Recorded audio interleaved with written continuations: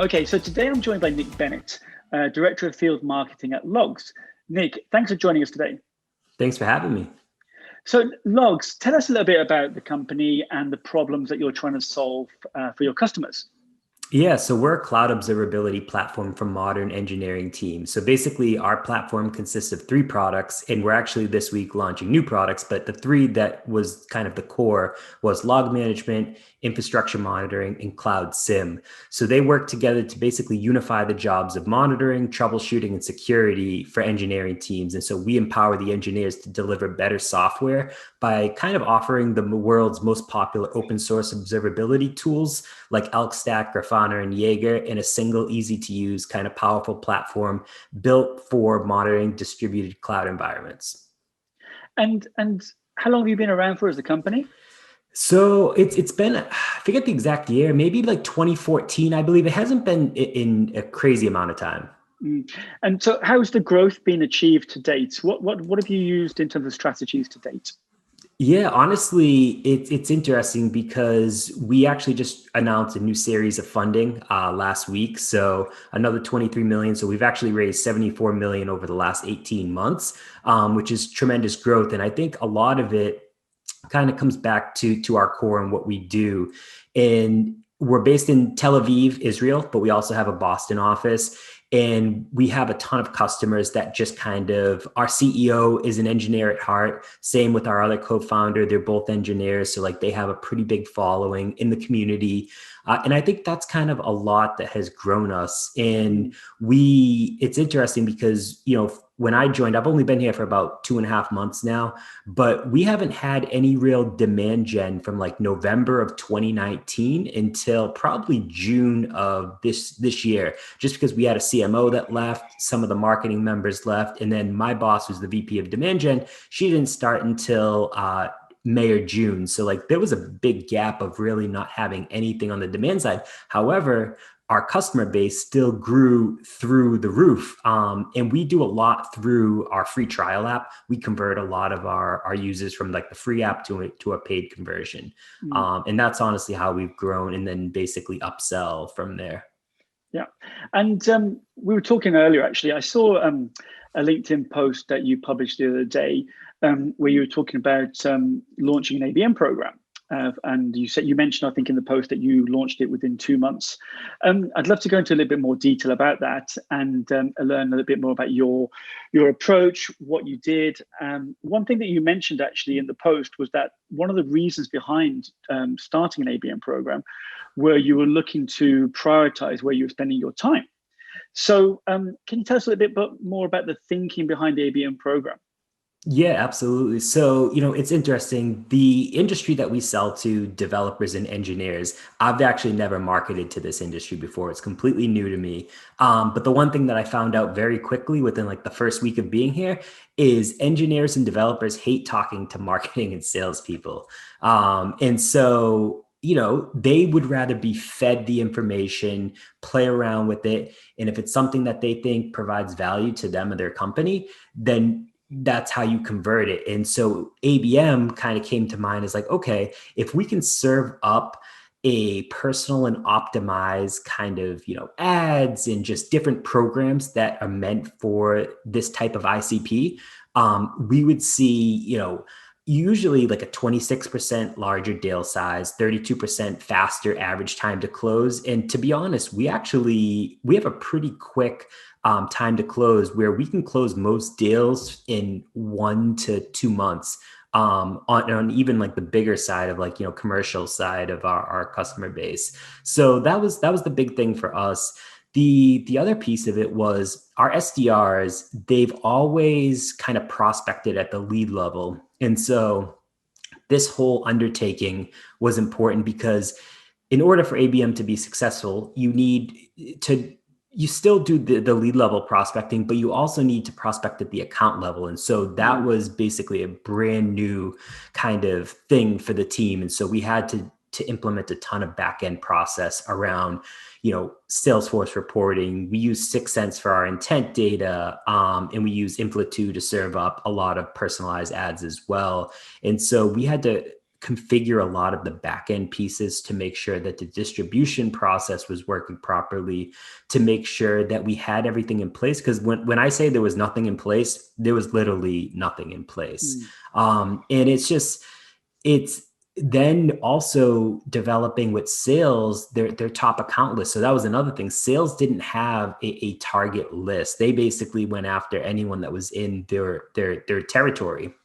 And so, as you can imagine, that's, how do you prioritize around that? It's like, yeah, if anything comes in, if an SDR passes a lead that, might be an account, it's just one lead from an account that could have, hundreds or thousands of employees. You're not multi-threaded within the account. You don't have the ability to influence all the members of a buying team when you're working off of just one lead versus the actual account. So that was our whole thinking about it. And it came together pretty quick. Sales was on board. Our SDR team was on board. They're okay. We did a few small tests to make sure that they could actually prospect at the account level and how they would get those leads into those accounts within Salesforce. And so far, honestly, everything's been, moving. So it's still pretty early, but I feel confident. So Nick, talk to us a little bit about the planning. Obviously, you've been running the ABM program now for 2 months approximately, but what kind of planning did you go through to get to where you are today? Yes. So I think it was important to, one, get the SDR team on board with, account level prospecting. And on top of that, we're going through a lot of change with growth. So we're actually expanding our SDR team. So it's not only, working with the current SDRs, but we have new ones constantly coming on board too, that we then have to kind of like ramp up with everything.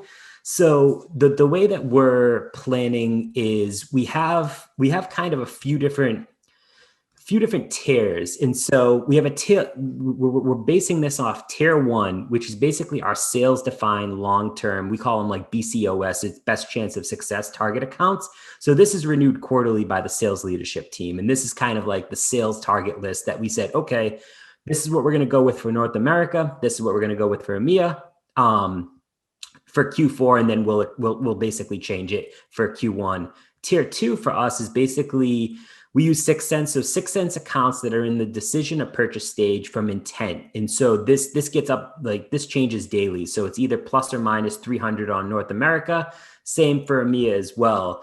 And then we wanted to base it on segments that we felt would be important for us. And so we're kind of using these segments to facilitate customization and air cover for advertising. And so we kind of launched 3 segments to start. It was basically around ELK, logging competitors, and Kubernetes monitoring. And so we're focusing on the mid-market, which for us is under $1 billion in revenue.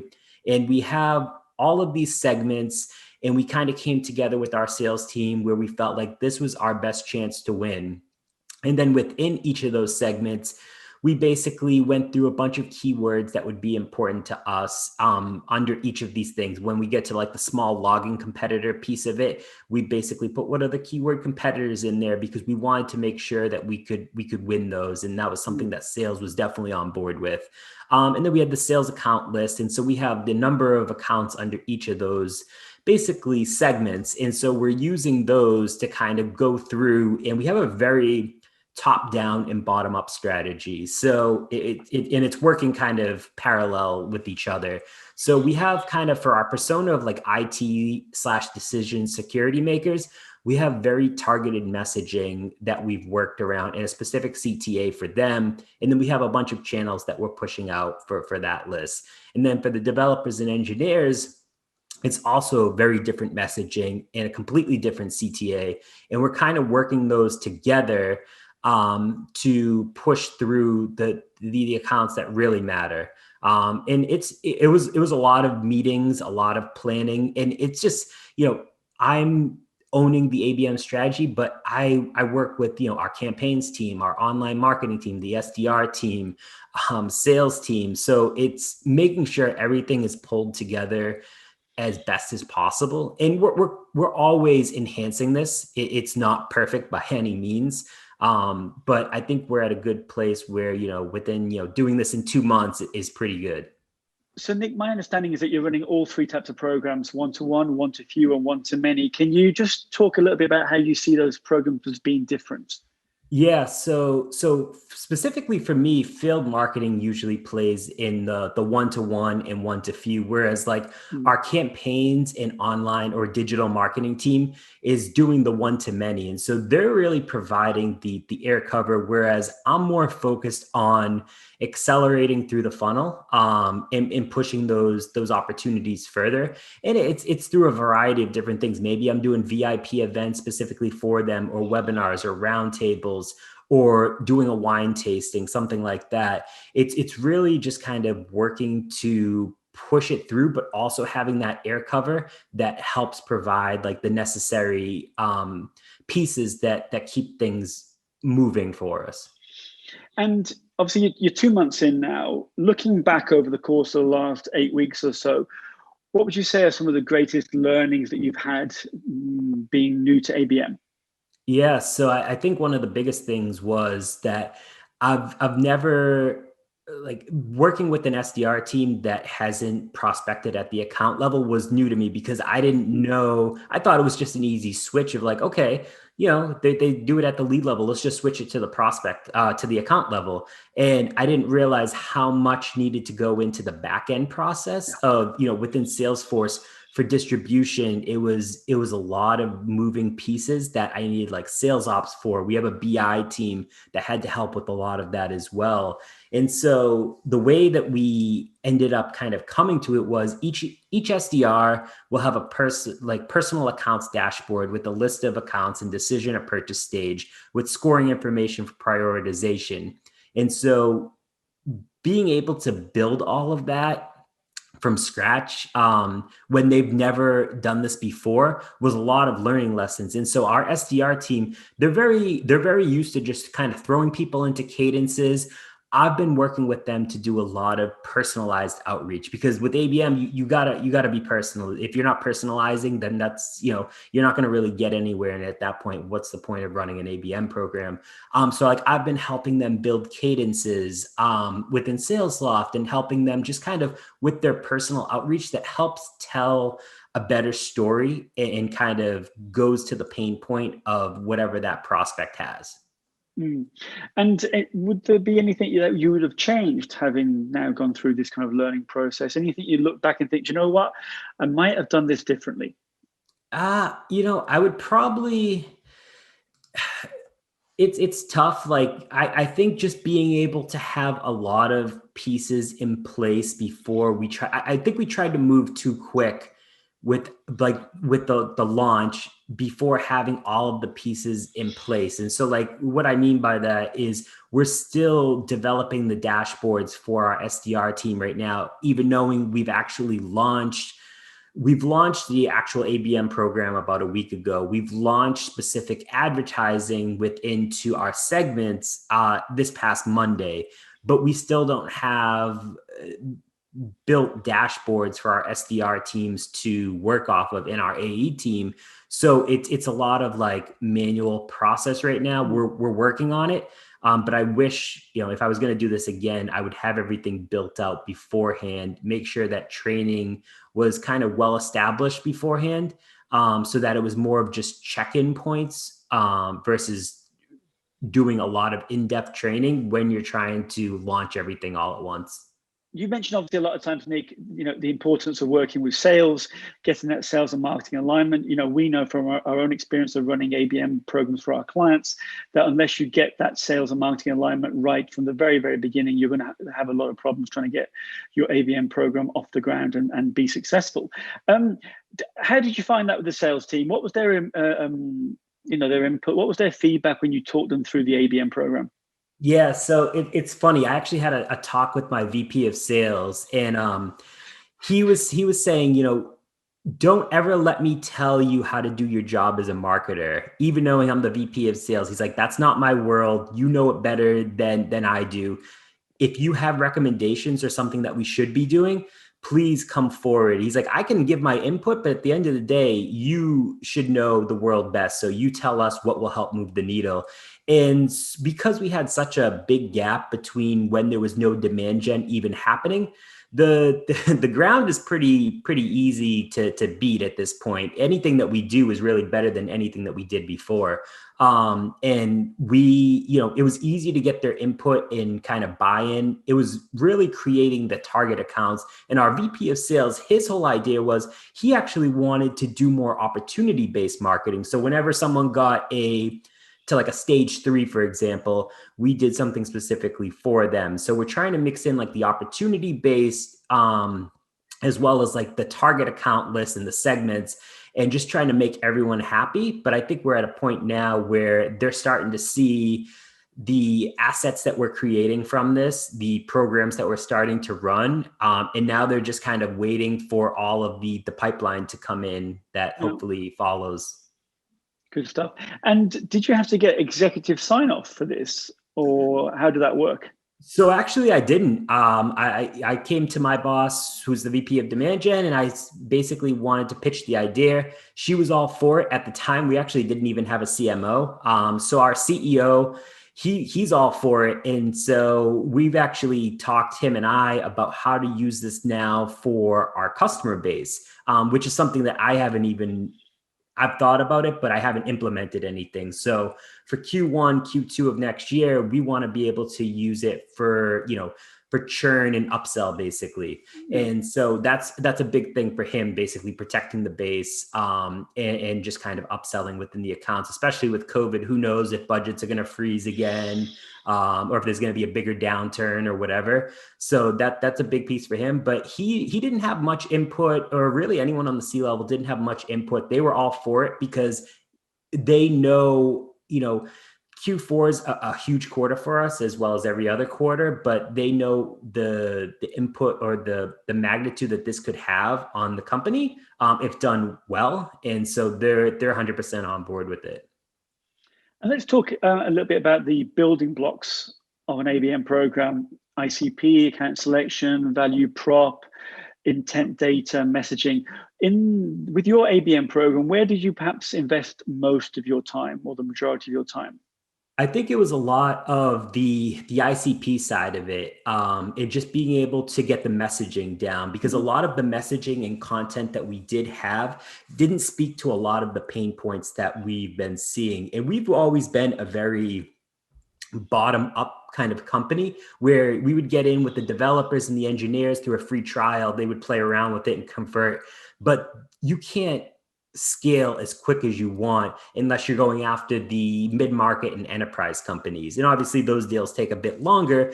They're more multi-threaded. There's bigger people in the buying decision. So it's being able to kind of get to them through different messaging. So we spent a lot of time on messaging. We've spent a lot of time on like what our ICP actually looks like. Yep. And then what are the segments that truly matter, where we think we can make a difference. And you mentioned earlier there was a bit of a disconnect between the ICP and the account selection that you were seeing and what you were seeing from sales, right? Right. Yeah. And I think it was something that took a while to get aligned on, because they wanted to kind of go one way, and we ultimately broke it down where we wanted 100 accounts. And so 50 in the US, 50 in EMEA. And then within those 50, we wanted to break it down where 25 were net new, where we need to basically get into those for Q4. And then 25 were currently in our pipeline that we were trying to progress. Yeah. So just a couple of questions to finish off on, actually, Nick. Obviously, this has been an extraordinary year on so many levels. What thing has perhaps surprised you with your marketing that you didn't expect? Yeah, I mean, I think the big thing for me in film marketing is events going away, in-person events. And so being able to get creative to figure out what you can do to stand out, because how do you thrive in a digital world when everyone's doing the same exact thing? I mean, we're all on Zooms and all these event platforms all day, but everyone is doing the same exact thing. And so whoever finds what that next, virtual wine tasting is going to be successful. But ABM also becomes a huge aspect of it, because we're trying to run a lot of like the digital air cover through advertising. We're trying to do very targeted persona-based like messaging. We realize that that's truly the quickest way to measurable ROI.